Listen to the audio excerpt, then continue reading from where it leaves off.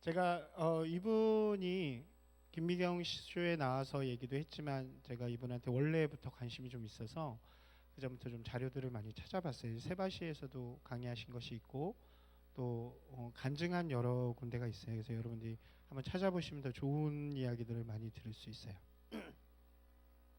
이분이 선교사예요. 스스로를 김혜영 선교사라고 부릅니다. 여기는 TV에서 나오는 거기 때문에 기독교적인 이야기를 하나도 안 했죠. 근데 세바시라든가 교회에서 한 것에서는 좀 더 분명하게 이야기를 해줘요. 그래서 제가 김혜영 씨의 이야기를 들으면서 느낀 것을 좀 몇 가지 적어봤어요. 첫 번째는 장애는 불편함일 뿐 삶을 결정하는 요소는 아니라는 거죠.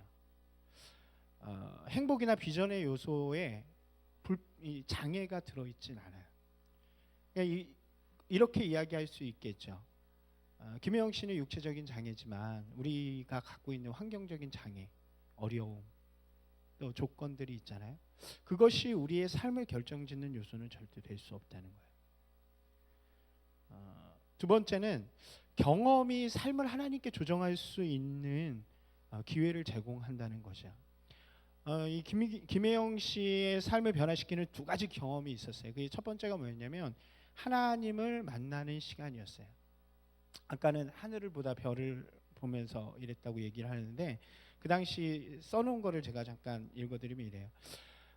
당시 월급이 3만 원이었고 한쪽 다리가 짧아서 오래 서 있으면 고통이 이루 말할 수 없고 자기 친구들은 다 학교를 가는데 자기는 다른 집에 가서 일해야 하는 그런 상황 속에서 그녀의 마음에 이런 두 가지 생각이 들었다 그래요. 첫 번째는 이 빌어먹을 세상, 불공평하고 괴로운 세상 죽어버려야겠다. 그리고 두 번째는 왜 나는 이따위 몸을 가지고 태어났을까? 자신에 대한 원망과 좌절. 그래서 매일 살아가는 게 고통이었다는 거죠. 근데 그때 한 사모님의 인도로 인해서 교회를 나오게 됩니다. 그리고 예수님을 만나게 돼요. 신앙을 갖게 되죠. 그리고 15살에 이분이 말씀하시듯이 하늘을 쳐다보고 예수님의 마음을 품기 시작합니다. 그리고 이렇게 결심했다고 그러는 거죠. 이 빌어먹을 세상 죽어버릴까 했던 마음이 내가 죽을 마음으로 오늘 하루를 진짜 열심히 살아야겠다. 오늘 하루가 정말 이 버려지는 인생이 아니라 나에게 마지막 날인 것처럼 살아야겠다라는 결심을 했다는 거예요.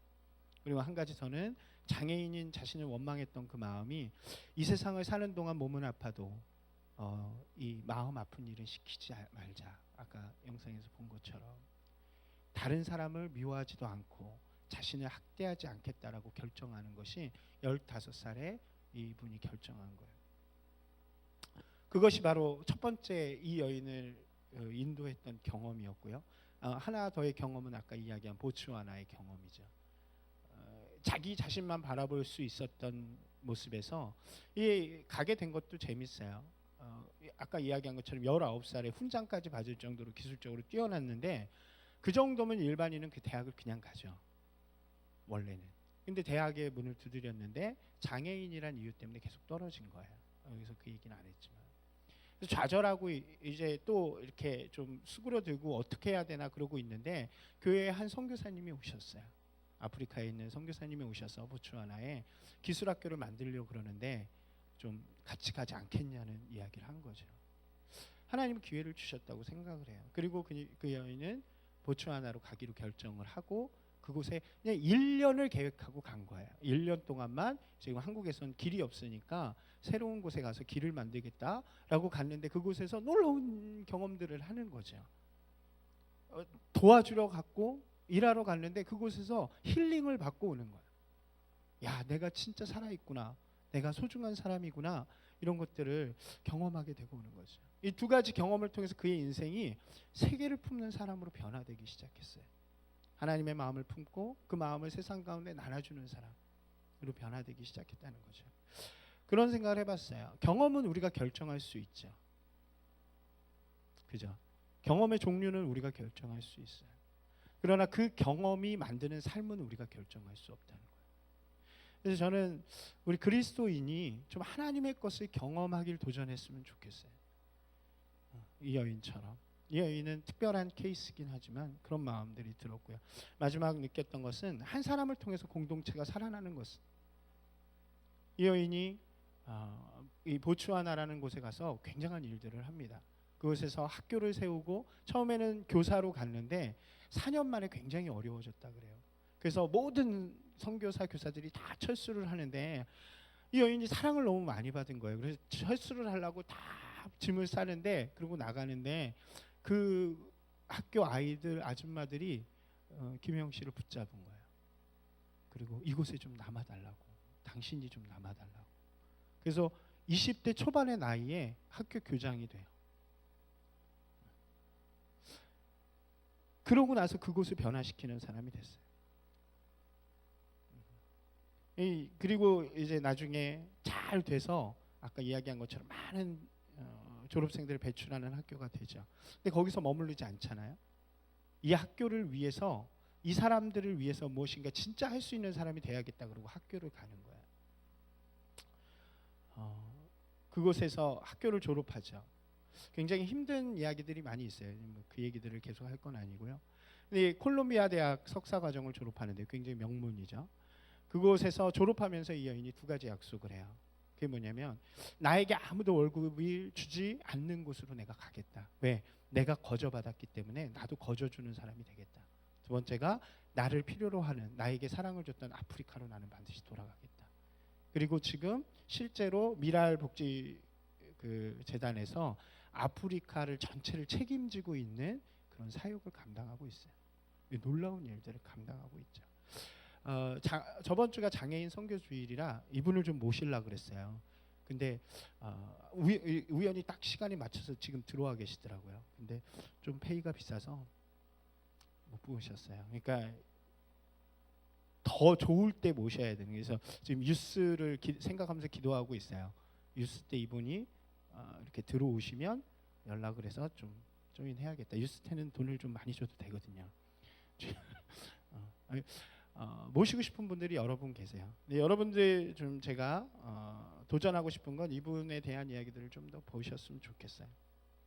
김혜영 씨가 이렇게 한 사람의 변화, 한 사람의 헌신으로 말미암아 그가 있는 지역 공동체를 살리는 사람이 되었다는 거죠.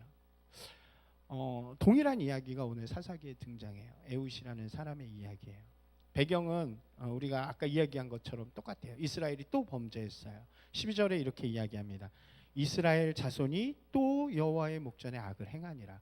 너무나도 사사기에서는 계속 나오는 말이에요. 악을 행하는 이들에겐 하나님께서 어떻게 하셔요? 공의를 베푸세요. 그래서 엔샬롬의 시대가 와요. 누구를 사용하시냐면 모압 왕 에글론이라는 사람을 이번엔 사용하시는 거예요. 그래서 그 사람이 이스라엘을 괴롭힙니다. 무려 18년이라는 긴 기간 동안 이 모압 왕 에글론에 의해서 이스라엘이 계속 괴롭힘을 당하는 거예요. 그럼 순서가 뭐예요? 이제 이스라엘 사람들이 회개하는 거죠. 하나님께 부르짖는 거죠. 그럴 때 하나님이 구원의 손을 베푸세요. 그때 세우는 사람이 오늘 주인공인 바로 왼손잡이 에훗이라는 사람이에요. 성경의 기사에서 굳이 왼손잡이라고 써놓은 이유가 있어요. 우리가 이 이야기에서 가장 먼저 봐야 할 것은 하나님은 하나님께서 원하시는 자들을 부르신다는 거예요. 다른 말로 하면요, 세상의 기준이 아니라 하나님의 기준으로 사람을 세우신다는 사실이에요. 왼손잡이 에훗, 왼손잡이라 그러니까 우리가 지금 시대로 생각하면 좀 멋있잖아요. 멋있진 않나요? 하여튼 뭐 거부감이 들진 않죠. 근데 제가 어렸을 때만 해도, 지금은 어떤지 모르겠어요. 제가 어렸을 때만 해도 왼손을 쓰면 엄마들이 때렸어요. 오른손 쓰라고. 여러분들도 혹시 그랬나요? 그런 사람, 나랑 비슷한 세대를 살아가는 사람들. 지금은 왼손 쓰면 오히려 이득이잖아요. 뭐 야구할 때도, 스포츠 할 때는 왼손 좋잖아요. 근데 예전에는 좀 그런 경향이 있었죠. 지금 본문에서 왼손잡이의 의미는 그런 의미가 아니에요. 뭐 오른손을 쓰고 왼손을 잘 쓰고 그런 의미가 아니에요. 여기서 왼손잡이라는 뜻은 에훗이 오른손도 잘 쓰는데 왼손까지도 잘 쓰는 사람, 혹은 왼손을 더 익숙하게 쓰는 사람, 이런 의미가 아니라요. 원어의 뜻은 오른손이 묶여져 있다라는 뜻이에요. 다른 말로 하면 오른손을 사용하는데 제약이 있거나 어려움이 있다는 것을 의미해요. 좀 부정적인 의미죠. 아마도 선천적이었든지 후천적이었든지 오른손을 사용하지 못하는 상태였다는 것을 의미하는 거예요. 오른손에 장애가 있어서 왼손을 사용하는 사람, 그것이 바로 왼손잡이의 의미예요. 여기다 오늘 보니까요, 베냐민 지파래요. 베냐민이라는 말의 뜻은요, 오른손의 아들이라는 뜻이에요. 기민함을 의미하고요, 올바른 손을 의미해요. 우리도 오른손 이야기할 때 right, 오른손, 그러니까 바른 손 이렇게 얘기하잖아요. 이처럼 이 베냐민 이 당시의 나라에선 오른손이라는 게 모든 것을 하는 거였어요. 왜 방글라데시에 가서도 밥은 오른손으로만 먹는 데잖아요. 왼손은 뭐 하는 손이에요? 그런 손이 있어요. 모르는 사람이 있나요? 왼손은 화장실 손이고요, 오른손이 밥 먹는 손이에요. 수저가 없으니까. 그런 것처럼 예전부터 그런 거예요. 특히 베냐민 지파에서는 특별히 그랬어요. 오른손의 지파이기 때문에 오른손을 사용하는 사람이 돼야 돼요. 밥을 먹을 때도 전쟁을 할 때도 사용하는 손은 오른손이에요. 얼마나 오른손을 중요하게 여겼는지를 보여주는 거예요. 그런데 그 베냐민 지파에서 태어난 한 사람이 오른손을 사용하지 못하는 장애가 있는 에훗이라는 사람이에요. 모두가 정상으로 살아가는 세상 속에서 자신만 뒤처져 있다고 생각할 수 있는 사람이에요. 육체적인 한계가 있었어요. 사회적인 한계가 있었어요. 그리고 마음의 한계까지도 아마 있었을 것으로 생각되는 사람이에요. 여러분, 우리가 생각해 볼 때 어떻습니까? 이런 사람은 리더감이 아니죠. 이런 사람이 위기를 구원하는 사사가 된다는 것은 말이 안 되죠. 그러나 하나님은 이 왼손잡이 에훗을 선택하셔서 사사로 세우셨다고 이야기를 합니다. 이스라엘의 구원자로 세우셨다고 이야기를 하는 거예요. 하나님께 사용하는 자들의 모습을 보면요, 이러한 경우들이 너무 많아요. 사사들만 우리 계속 볼 텐데 그 사사들만 보아도요, 이 다음에 나오는 드보라라는 사람은 여인이었어요. 아시죠? 구약에서 여인의 위치, 나설 수 없는 위치예요. 세상이 많이 좋아져서 지금은 여인들이 지배하는 세상이 됐어요. 근데 이 당시만 해도 그렇지 않았어요. 전쟁을 수행할 수 없는 여인은 사람의 수에 끼지 못했던 시대예요. 근데 드보라는 여인이었어요. 기드온은 어땠습니까? 겁장이었죠. 입다는요, 서자였어요. 삼손은요, 이방 여인과 결혼한 사람이었어요. 모두 리더가 되기에는 뭔가 부족한 사람들이에요. 그러나 정말 중요한 것은 하나님께서 그들을 세우신다는 거예요. 하나님께서는요, 원하는 사람들을 원하는 방법으로 세우시는 하나님이에요. 다른 사람이 보기엔 가장 부족해 보였던 목동이었던 다윗을 선택하셔서 왕으로 만들고요, 어부요 세리였던 그 당시에 비주류들을 통해서 예수님의 제자 만드시고 그들을 통해서 하나님의 나라를 이루어 가시는 거예요.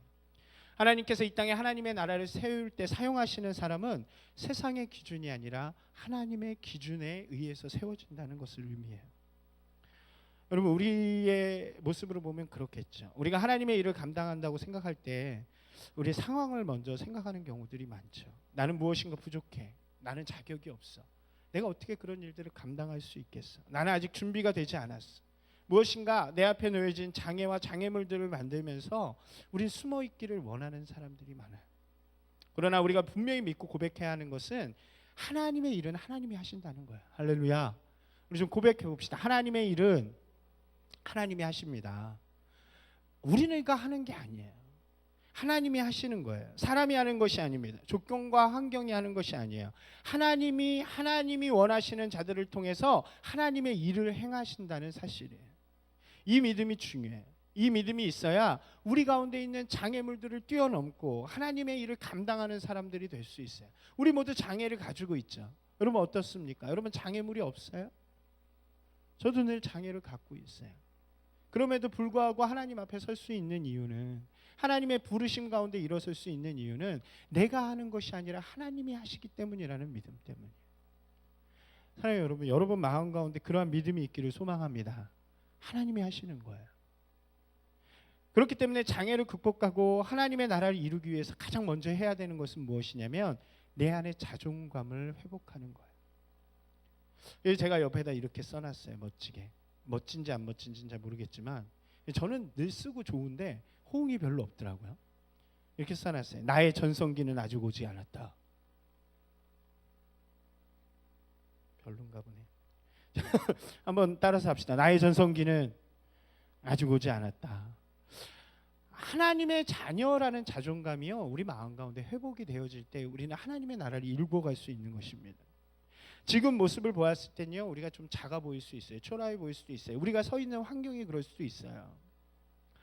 지금 육체적일 수도 있고 마음의 장애, 환경적인 어려움, 영적인 것이 우리 가운데 있을 수 있어요. 그 장애가 너무 높고 크게만 느껴질 수도 있어요. 그래서 내 자신이 한없이 작게 보일 때가 있어요. 그러나 분명히 믿는 것은 그 장애보다 더 크고 높으신 분이 하나님이시라는 거예요. 그 하나님을 만나고 그 하나님을 분명히 믿고 붙잡을 때 우리의 자존감이 회복되어지는 것입니다. 제가 2009년도죠. 여기 몽골 간 친구들이 지금 별로 안 보이는 것 같아요. 누가 있죠? 우리 전사님만 있나요? 전사님과 사모님만 있네요. 다 어디 간 거야? 그때 제가 한번 이야기해 드린 적이 있을 거예요. 제가 이것을 느낀 적이 있어요. 우리 청년들을 데리고 갔는데 너무 힘든 거예요. 며칠 동안 마음이 너무 힘들었어요. 왜냐하면 저는 기도도 열심히 하고 갔거든요. 우리 다 같이 이렇게 하자고 갔는데 얘네들이 가서 막 정신이 나간 거야. 그 중에서 제일 뭐에 나갔냐면 노스페이스에 나갔어. 거기에 있는 그 무슨 이렇게 뭐라 그러죠? 쇼핑을 잠깐 하러 갔는데 노스페이스 파는 데가 있다 그래서 반값인가 하여튼 굉장히 싸게 파는 거예요. 그러니까 얘네들이 눈이 뒤집어졌어. 막 노스페이스. 근데 결국 알고 봤더니 그게 왜 가짜는 아니고 이렇게 삐짜 뭐 그런 거 있잖아요. 쌤통이야 사내들은. 근데 어쨌든 그거에 눈이 다 돌아간 거예요. 그래서 그러고 막 그렇다고 못하진 않았어요. 굉장히 잘했어요. 근데 제가 세워준 기준에 그러면서 제 마음 가운데 어떤 마음이 드냐면 그 일뿐만 아니라 여러 일들 속에서 하나님 세상이라는 벽이 너무 높습니다. 우리 청년들이 그리고 우리 성도들이 아직도 세상이라는 벽, 돈, 명예, 권세, 세상에서의 성공 때문에 하나님께로 나아가지 못합니다. 이거 어떻게 합니까? 그리고 그 중간에 어디를 갔냐면 사원 같은 데를 갔어요. 이제 산이 이렇게 있으면 사원이 중턱에 딱 있어요. 근데 신기한 건 여기 아래에서 저 끝까지 다 보여. 근데 중간에 사원이 있는데 거기 걸어가는 거예요. 근데 그곳을 걸어가다 문득 눈을 들어 딱 봤어요. 사원 뒤를. 근데 진짜 되게 멋있었어요. 뒤에 산이 한 3개, 4개 봉우리가 돌산이에요. 돌만. 나무는 어느 선까지밖에 없고 그 뒤는 돌산인데 막 돌산이 이렇게 있는 거예요. 근데 그걸 보는 순간 제가 압도를 당했어요. 그게 마치 뭐처럼 보이냐면 우리를 둘러싸고 있는 장애물처럼 보였어요. 한 산은 돈처럼 보였고요. 한 산은 세상의 권세 막 그런 걸로 보이는 거예요. 그러면서 애들이 제 앞을 걸어가는데 그런 거 있잖아요. 이렇게 돈 막 이렇게 써 있는데 얘네들이 그 앞에 굴복하는 것처럼 보이는. 그래서 너무 속상하고 너무 힘든 거예요. 제 마음이 이랬었어요. 하나님 안 됩니까? 어떻게 능력이 안 됩니까? 이렇게 먼 몽골까지 와서 선교하는데도 제 마음 가운데 이런 마음을 주시면 제가 어떻게 사역을 합니까? 그리고 그날 끝나고 이제 사역들을 마치고 우리가 그 말 타러 간 적이 있어요. 말 타고 위에 갔는데 다들 그 언덕이니까 해 뜨는 거 일출을 본다고 그랬는데 저는 너무 피곤하고 마음도 안 좋고 그러니까 가서 잤어요. 양고기 먹을 때. 지들끼리 양고기를 다 맛있게 먹더라고요. 근데 일찍 잤으니까 저는 일찍 일어났잖아요.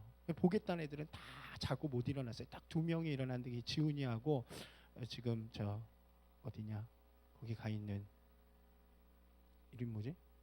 예, 예람이하고 둘만 셋이 저까지 일어났어요.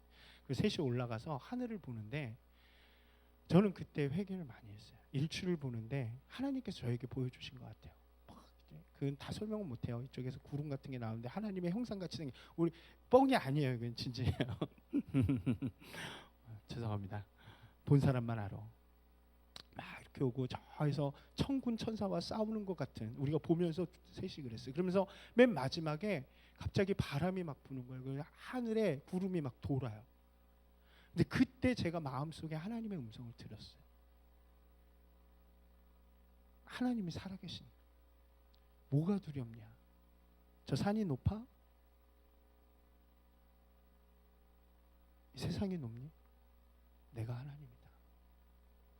내가 세상을 만들었다. 그때 그 자리에서 너무 회개했어요. 그리고 그때 같이 있던 지훈이하고 예람이하고 진짜 많은 얘기를 했어요. 여러분 믿음으로 하나님의 아들 됨을 선포한다는 건요, 하나님의 아들로서의 자존감이 생겨지는 일이에요. 그때 전능하신 하나님이 나와 함께 하시는데 내가 무엇을 두려워할 거?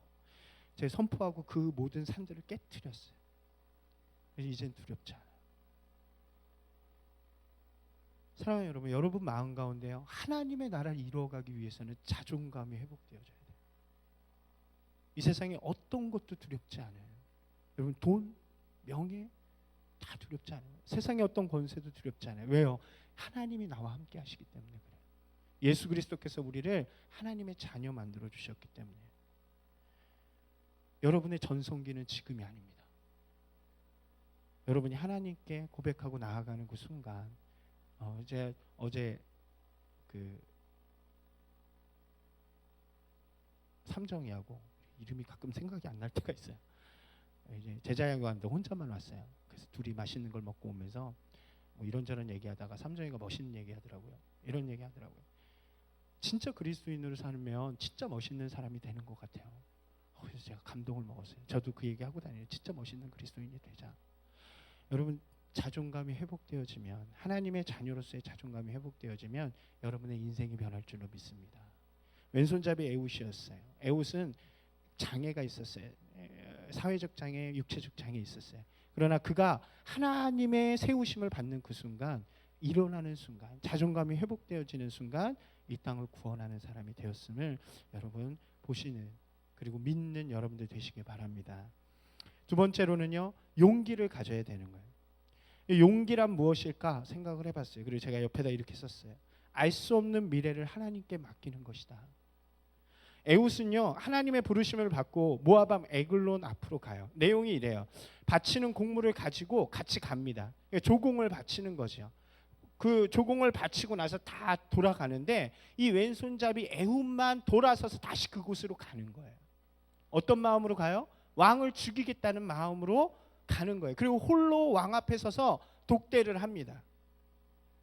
에웃의 마음속에는 오직 에글론을 죽이겠다는 마음만 있었어요. 여러분 생각해 보세요. 이런 고민들이 들지 않았을까요? 저희 그렇게 생각해 봤어요. 내가 혹시 들어가다 발각되면 어떡하지? 칼을 차고 있었으니까. 잘 들어갔어도 왕 앞에서 칼을 잘 못 찌르면 어떡하지? 칼을 뺐는데 이 왕이 겁나 세. 딱 했는데 딱 말고면 어떡하지? 싸우는데 시끄러워서 사람들이 막 들어오면 어떡할까? 죽였다 하더라도 어떻게 도망하지?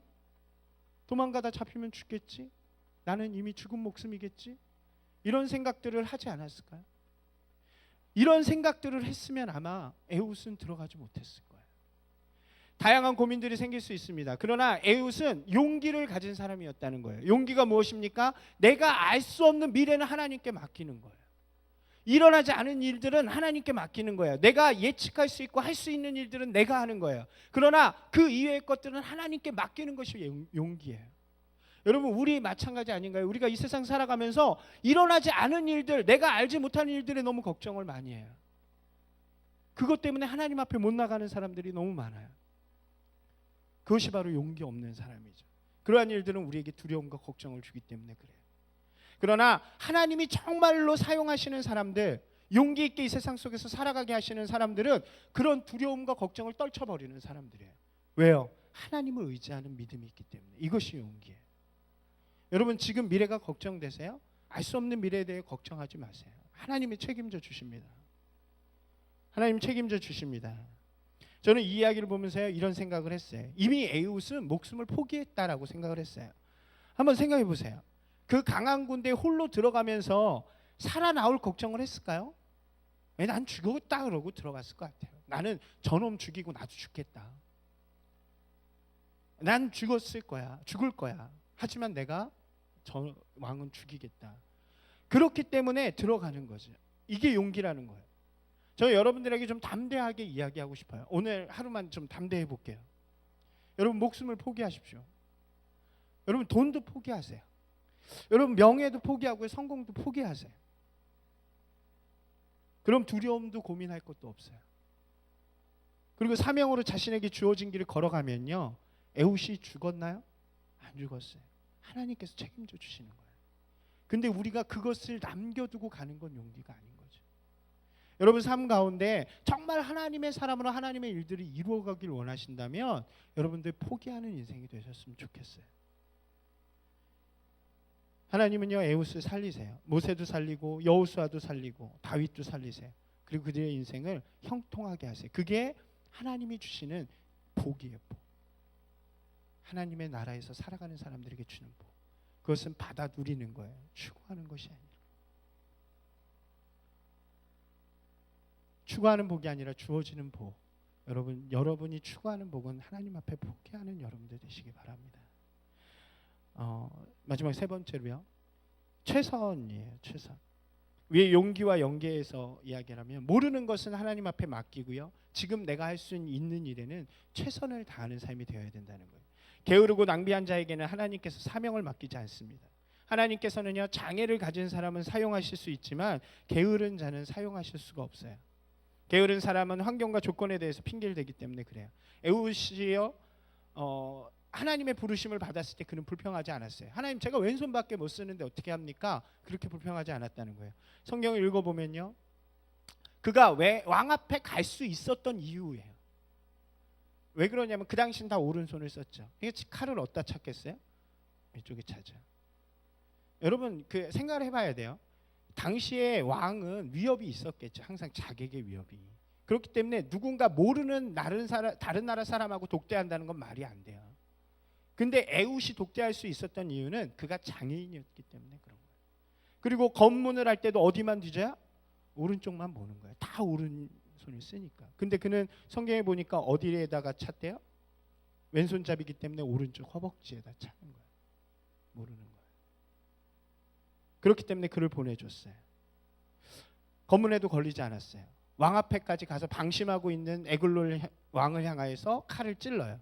여기 보니까 다락방에, 서늘한 다락방에 혼자 앉아 있었다는데 이건 굉장히 미화된 표현이에요. 한번 생각해 보세요. 뭐 하고 있었을까요? 서늘한 다락방에 혼자 앉아서 화장실 갔다는 얘기예요. 그 정도로 방심하고 있었다는 거예요. 누군가 내 앞에 와 있는데 화장실에 가서 앉아 있을 정도. 그리고 나서 여러분 잘 생각해야 돼요. 칼을 빼서 이렇게 화장실에서 볼일을 보고 있는 왕을 찔러버립니다. 근데 성경에 뭐라고 되어 있냐면 그 칼이 어떻게 해요? 몸을 관통해서, 너무 죄송합니다. 이 설교 시간이 잔인한가요? 몸을 관통해서 뒤까지 찔러버렸대요. 여러분 이 이야기를 괜히 하고 있는 게 아니에요. 칼로 찔러본 사람만 알아요. 이건. 칼로 사람을 찔러보면요 잘 안 들어가요. 칼로 사람을 찔러서 죽인다는 게 쉬운 게 아니에요. 왜냐하면 걸리거든. 장기나. 칼로 사람을 찔러서 관통을 시키려면 얼마만큼 연습을 해야 되는지 몰라요. 프로가 돼야 된다는 거예요. 에훗은 프로였어요.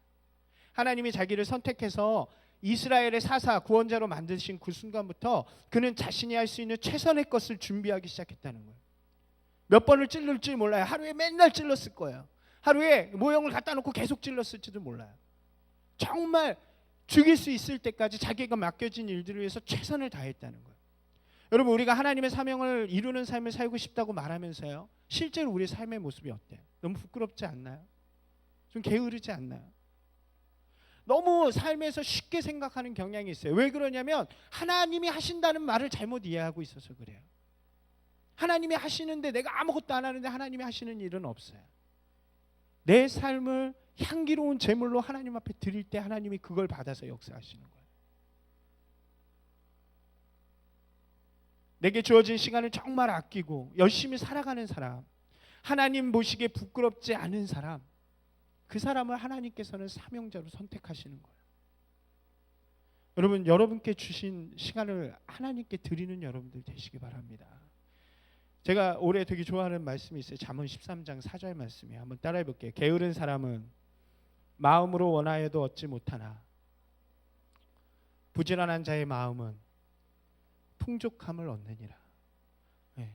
여러분 게으른 사람은요, 아무리 사명을 생각하고 아무리 좋은 것을 생각해도 얻을 수 없어요. 하나님께서 쓰실 수 없어요. 그러나 부지런한 자의 마음은 이미 얻은 거예요. 이미 풍족함을 얻은 거예요. 이미 감사하고 하나님께 주신 복을 누리고 있는 거예요. 여러분 하나님의 일을 위해서 부지런한 분들이 되시기 바랍니다.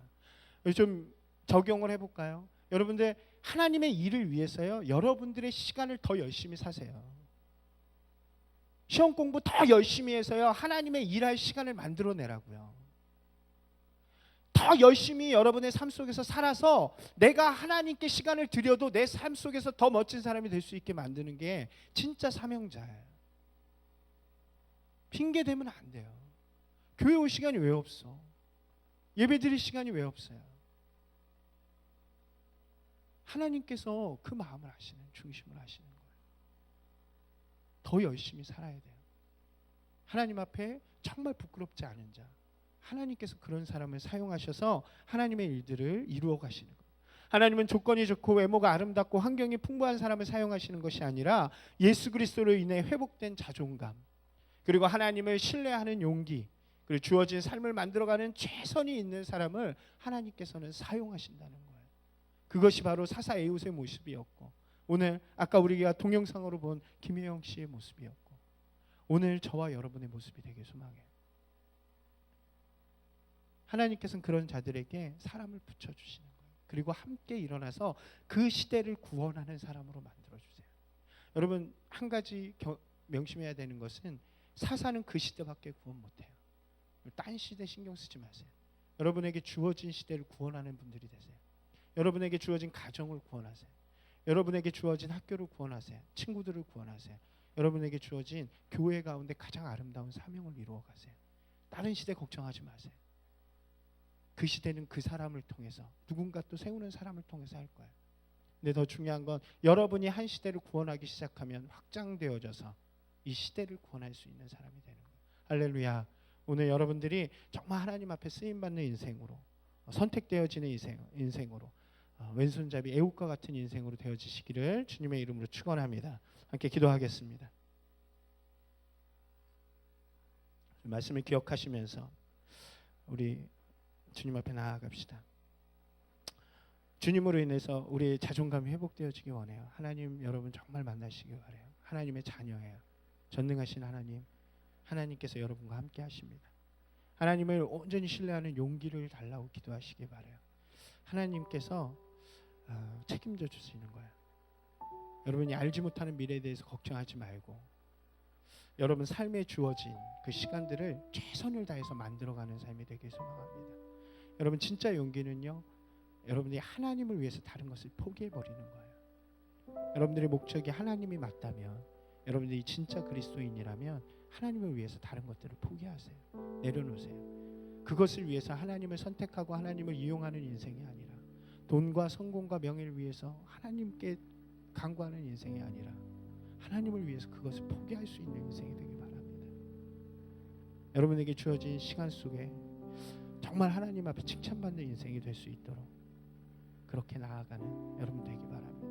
여러분 마음으로 주님 앞에 기도했으면 좋겠어요. 용서해 달라고, 하나님 제가 이렇게 살지 못했다고, 이제 그렇게 살겠다고 결단하면서 주님 앞에 나아가는 귀한 시간 되길 바랍니다. 함께 기도하겠습니다.